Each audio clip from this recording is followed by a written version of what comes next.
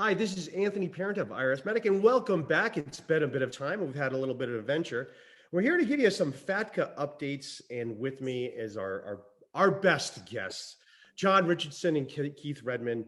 These guys have been helping us out from the outset. I think 2016 is when we met, guys. That's when we sort of started tackling. Oh, I think it was prior to that. Prior, wow. Yeah. I was looking. You know, FATCA was passed as part of the Hire Act in 2010. And I was just looking at my son. FATCA is like a couple years younger than my older son, and not quite as beautiful, I would say. We got some things going on, and I think the big news, and really, let's get right into the big news. We have testimony from Chuck Redding, and we have a little video clip of that. We'll show you that right now, and we'll get back. Second, with respect to the reciprocal FATCA bill, setting aside the staffing concerns that it creates for you for the additional workload, do you support the passage of reciprocal FATCA, and why? Absolutely. And when FATCA was passed, we committed to our partners, exchange partners around the world, that we would pass a similar provision with respect to reciprocal FATCA. And it has not occurred yet. And so we are receiving information from them, but U.S. institutions are not providing that information. And so I am a believer in transparency where transparency is appropriate, and in the FATCA arena, I think that it's proved that. Great. Okay, and now what do you make of that, guys? We have Chuck Redding saying there is no reciprocity with Europe. They're not going to do it. And you know what? And I look at this in that testimony. Not only is the U.S. not going to be reciprocal with the tax sharing information with Europe, there's not even a threat they will. Yeah. Look at the testimony's like, yeah, we're just not going to do it. You know, usually you have a follow-up. Okay, well, what's the plan, to do it? He's like, yeah, we're just not going to do it. And the end of the story. So what do you guys say about that? Well, I think there is. Oh, sorry. Go ahead. I'm sorry. We're a little. Well, to be honest with you, Commissioner Redding, who's the IRS commissioner, there's no surprise. This is just confirmed what we already knew, that there is no reciprocity with the U.S., not only with Europe, which he identifies, but literally with any of the other countries that have signed on to FATCA through the intergovernmental agreements. It's just not there. I can even confirm that with my World Bank International Monetary Fund credit union. They have not changed anything that they have done. The only information they give to the IRS to pass on is the same information they sent prior to FATCA, which is basically just interest on accounts. That's it. So the amount of information that's coming from all these foreign financial institutions around the world is quite heavy. And what the U.S. reciprocates with is nothing, absolutely nothing. So they are not adhering to their side of the intergovernmental agreement. So John, do you think Europe's going to do anything about this? Or do you think they're just going to sit on their hands like they did with the implementation, just say, okay, well, we don't want to lose whatever, so we better go along? What do you think is going to happen? You think they're just going to continue, or do you think they're going to say, okay, let's not do this anymore? Well, before answering that, I'd like to comment on what Keith was saying. If you look at the IGAs, the intergovernmental agreements, they do not obligate the United States to any level of reciprocity at all anyway. All the agreements say it's purely aspirational, that down the road that the United States will aspire to, but get this, equivalent levels of exchange. Now, the language, the choice of word equivalent is quite interesting because presumably that needs to be interpreted in context where the U.S. has a system of citizenship-based taxation, but other countries define tax residency in terms of, residence, right? So the point is that equivalent levels of exchange in terms of tax enforcement could never be the same thing in any case. So Number one, they're not promising to do anything other than to aspire to something that is not reciprocity anyway. It's some kind of equivalent level of exchange, meaning at best, information that would be relevant in a residency-based taxation system, far less than in a citizenship-based taxation. So in other words, the other countries have simply agreed to be to a completely unequal, if it is a treaty at all, with the United States. So I don't think that Commissioner Reddick's language should be construed as the United States is not living up to its obligations. Okay. I think it should be construed as the United States is living up precisely to its obligations, which are nothing. And that the fact that they have not provided any information simply means the United States is not inclined to leave some kind of informational tip to other countries by giving them something that they're really not entitled to. So, well, and John, the truth is that, you know, in countries with true RBT, what goes on in the U.S. is not usually terribly relevant to their taxation. So that's sort of the fact. Well, why do you guys need this stuff anyway? You're not taxing people on this anyway. Well, keep in mind, Anthony, is that if you are, and I'll use France for an example because that's my country as well. If you're living in France and you're a French tax resident, okay, and you happen to have money in the United States, let's say in a shell company or in U.S. real estate holdings, I think the French authorities would like to know that particular information for people who are French tax residents. You see what I mean?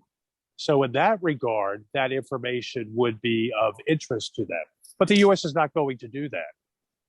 So it is, right? Okay. Well, thank you very much. Yeah, so there are circumstances when it's very highly relevant information, but they're not getting it anyway. But the thing's right. The IRS and the U.S. never really promised it.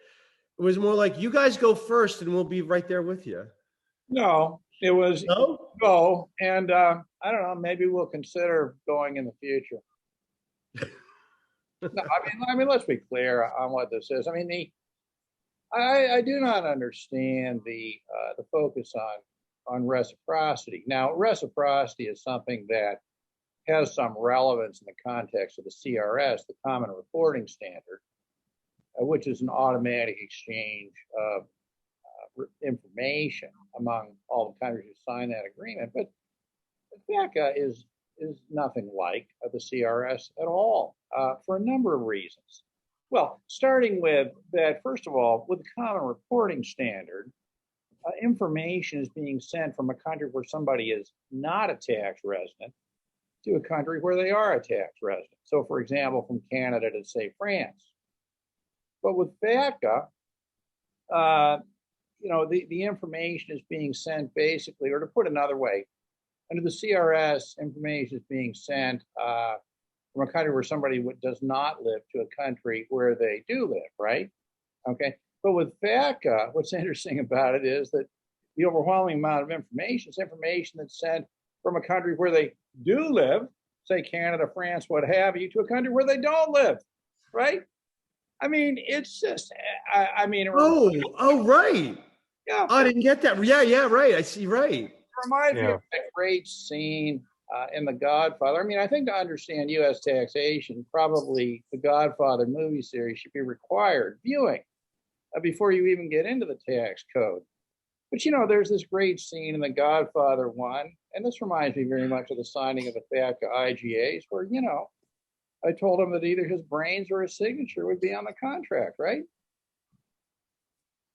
Yeah. Yep. And then some people need the horse head. There's no reciprocity with FATCA. That's my point. Okay. Yeah. And I stand correct. There's no reciprocity. It's not going to happen. And it's not going to, both of those things are going to happen. So I guess the other things like, what's Europe going to do? Are they going to say, well, we're not going to comply with FATCA? Now that it's sort of known, it's not going to happen. The U.S. is not going to do what they're suggested to do, like what they're sort of created that social obligation to do. They're not going to do that. So, you know, it'd be interesting. Now, I did see that. I did see another testimony of Commissioner Reding. He said that U.S. tax compliance cost Americans $240 billion. And I believe that was also inclusive of professional time and then sort of allocating an hourly rate to your average person for their own taxes. And that's sort of, what we've been seeing as things get crazier and crazier as the IRS. And this is really the thought that I've had in my extended absence from YouTube, is that as authority expands, it dilutes. And that's all we've been seeing. The IRS tries to do all things and everything, and it can't do anything. And because we also have, we couldn't find the video of this, but we did have someone, Vincent Wellens, who did, he referred to some things. He was able to get some video. He was there at the hearing. I think he was. He said that Redding also said that the data come in here, it can't detect anything. It's really not good for detecting any evasion. All the data the IRS is getting, assuming they were using it, it really can't detect it. But assuming he did detect something, this is the big tell. And this is what I know. There's no funding to pursue anything. There really is no funding to pursue anything. And this is what people need to know. The IRS doesn't really look, and I think, this is a long topic of us, the fear mongering industry that says the IRS will actually extradite an expat for not filing taxes. And that's pretty hard to do. Because let's talk about no funding. There's no funding and no one's going to do that. And this is really what I would say. This is the color of tax crimes right now. If you look at the yearly reports, and this has been going on for a few years, and I keep on looking at this and I sort of just laugh. If you look at the yearly report for tax for the criminal division of the IRS, if you look at that, this is the funniest thing. You'll look at that and you won't find any tax evasion.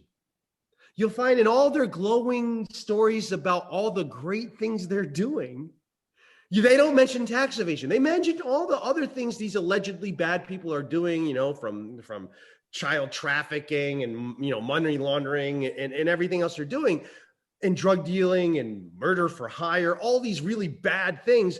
But the one thing that they don't have in there is a guy who's just committing tax evasion. And that's the understanding. Tax evasion is always a crime they throw on top of things. And many times people plead guilty to that just because it's easier. And that's what the government wants. And this is the thing you need to understand. There's only about 3,000 indictments, tax indictments a year, and they stopped during COVID.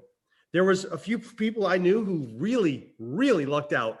I know one person in particular who lucked out from the grand jury being dismissed. He has no idea how lucky he got. He was this close to being indicted, and COVID came out and there were no indictments. And that was in 2020. There were 0 indictments for tax crimes. None whatsoever. They went, and then in 2021, they really haven't picked up. And so that's really the issue that we're at. We're at the situation where there's no real meaningful enforcement. Rather, the IRS, but however, we can't escape the IRS because they still have the power to make our lives miserable through their automated and semi-automated tasks. So that's what we're headed for. And that's where we are. I think, if I may, I'd like go to ahead. add a couple points, if you will, just to go. Number one, I just want to state that I was in error. John is correct in regards to the reciprocity situation. It does not state emphatically in the IGAs that the U.S. will reciprocate. It's just, stated that they may at some point in the future. The other point is when in regards to this data that has been sent to the IRS, I know this for a fact that many countries have actually done a data dump on the IRS, meaning they have given the data more data than what the IRS actually needs. For example, if you have a foreign financial institution that has U.S. persons, there are a number of them that will not adhere to the ceiling, if you will, meaning that if you're a homeland American and you have money in a French bank, the ceiling is if you go above $50,000. If you happen to be an American or a U.S. person living in France, I believe it's either $200,000 or $250,000. Mm-hmm. What these financial institutions have done is that they just put together all identifiable U.S. persons and their data. They send it to the French tax authorities, and they just send everything over to the IRS to have the IRS figure out. So they are literally overwhelmed with more data than they actually need and to weed through. So it's a monumental task. Wow. The other thing is that there's a lot of fear out there that if you get a FATCA letter, and you are identified as a U.S. person, there's this belief that, oh my God, I'm going to have to be in the U.S. tax system, or this is going to put me in the U.S. tax system. No, that has nothing to do with it. That has nothing to do with what the mechanism with FATCA. And the reality on the ground is that the IRS is not going to be able to go through all this information. It's just not possible. They don't have the resources for it at all. And I certainly don't blame the banks for doing that. That's incredible. Yeah. Keith, I didn't. That is something else. And you know, that does make it a lot easier. Just give them everything now. I mean, you just have a massive privacy concern. Wow. Just as long as we're okay with that, it's great. But what are your thoughts on that, John? Well, you know, there's a few points that arise. Now, the first is with respect to the kinds of U.S. person accounts that are not reportable by the banks. There is a $50,000 threshold, but it applies only with respect to depository accounts, which is a very narrow kind of day-to-day bank account. Everything else is actually fair game. So once there's a determination of U.S.ness, if you will, there's very, very little that the bank even has the authority under the agreement to exclude. The agreement, though, also gives them the right to disregard the 50,000 limit, sort of threshold on the depository accounts if they want. And my impression is that they do that for administrative reasons that I think are largely related also to their obligations under the CRS, which has no $50,000 threshold at all. So I think it's relatively easy. I mean, I think if I were a bank trying to comply, I'd want to have, you know, as few problems as possible. Second point I would make, though, is, you know, Keith was talking about data dump and stuff like that. One of the things that's absolutely fascinating about this is how, on the one hand, a very large amount of the information they're giving under no circumstances would result in U.S. tax liability anyway. Let's take, for example, a situation of a resident of Canada, a U.S. citizen living in Canada, as a tax resident of Canada, who, for example, has dividend income in a brokerage account. Well, that dividend income, I don't know, I think listeners should probably be aware that Canada has a pretty repressive tax regime itself. And, you know, that dividend income is going to be taxed by Canada, and the taxation of that in Canada would provide a foreign tax credit to offset any U.S. tax owing anyway. So what's extraordinary about this is that a very large amount of the information that they're actually getting could really not result in any U.S. tax liability whatsoever. But there's another aspect of this that occurred to me actually relatively recently. I don't know why I hadn't seen this earlier, is that all of these accounts under the IGA have account types that are non-reportable.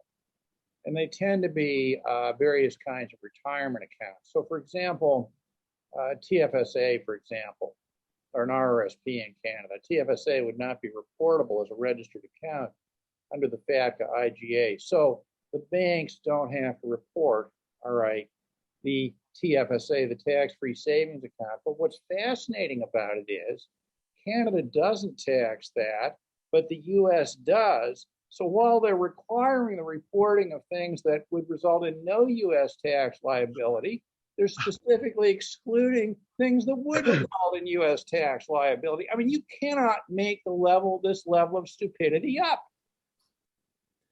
It is incredible. What I'm thinking of right now is the lives that were ruined. That's that people had fights. People gave up their citizenship. People are doing it right now. Everything was destroyed for nothing. There's nothing but problems. You can't, if you are someone who is a fan of the U.S. income tax. You have to say FATCA is a disaster. If you hate the income tax, you would say it's a disaster. But if you like it, if you think it's a good thing, you have to be, if you're going to be intellectually honest, you have to be incredibly disappointed by this complete disaster. Now, as you recall, as you guys certainly know, FATCA was passed because it was going to raise money. There was free money that was going to raise, and here it is. It hasn't raised anything. It's only cost the world billions of dollars while making it less safe and making everybody miserable. So really, sort of the ideal law that DC would pass. And maybe here's our good segue to our next episode, because this is kind of where we are, guys. I mean, unless you have anything, do you have anything more to add on what we're talking about here with Chuck Redding's comments? Because I think it's, as we're getting into it, and as we discussed, this is really, this is going to be a good time, our next episode, to go over the whole genesis of this disaster, how we ended up here, and really having John and Keith with this will be incredible. And that's what we're going to do next on June 14th. That's our next episode is going to be June 14th. And we're going to go from start to finish this entire disaster. And I think I'm learning some things today, and I think next week I'll learn some things too. And I want you to really watch that, because here's the big news. At the end of the month, on July, what did we say, 28th? We will be having a live question and answer event. Whether you're a layperson, someone trying to figure it out, or you're an experienced tax pro, or just constitutional scholar yourself. We'll have a live event here to answer all the questions that you're having about what's going on, even if it's a question about a schedule. We'll even do that. We'll try to answer that. Yeah. I think there's also another thing I'd like to add that we may be able to just give an update on during our next podcast. There was a meeting that was held just a couple days ago, I believe on May 31st, between Secretary Yellen and Bruno Le Maire, who is the Minister of Economics, how do you say in English? Economy and Finance in France. And the French delegation that went over asked for this meeting to discuss FATCA and the reciprocity, as well as renunciation fees. So if there's any update on the FATCA information, we can bring that to you next week as well. Awesome. Well, thanks, Keith. Yeah, we'll include that. Now we have something else to discuss, don't we? It's one more final item, I think, to close out today. A friend of mine is a drummer, a musician, and another friend of mine is a pianist. I happen to be a little bit of a musician myself, and John has suggested I sing, which is something that I've been doing, trying to get better on, and came up with some new lyrics for an old classic. I only have a little bit so far. And if people like it, I'll continue. So the song is, why don't you give, who started? You started it, John. You give the introduction. You're the one who started this. Oh, well, I think that people tend to learn things better through pictures and music and that sort of thing. I mean, even people with Alzheimer's, remember music and dance steps and that sort of thing. And, I was doing a podcast once with this guy who was an accidental American. And he was talking about, it was a real tale of woe, but a lot of it was really funny. He was getting penalties along the way. His whole discovery, he was being, U.S. tax resident going through the thing. And somehow or other it reminded me of an old Doris Day classic called Sentimental Journey. And I thought, my God, I mean, really, we could get 2 podcasts out of this and theme them: Renunciation Journey, Accidental Journey, the discovery, Accidental Journey. What did you do about it? Renunciation Journey. And then I thought to myself, I'm not very musical, and I've never really had that creative side to my life. But I thought, this Anthony Parent guy I know, I always see drums and guitars and everything in the background. He's the perfect person to carry it from there. So I gather that's what you're talking about.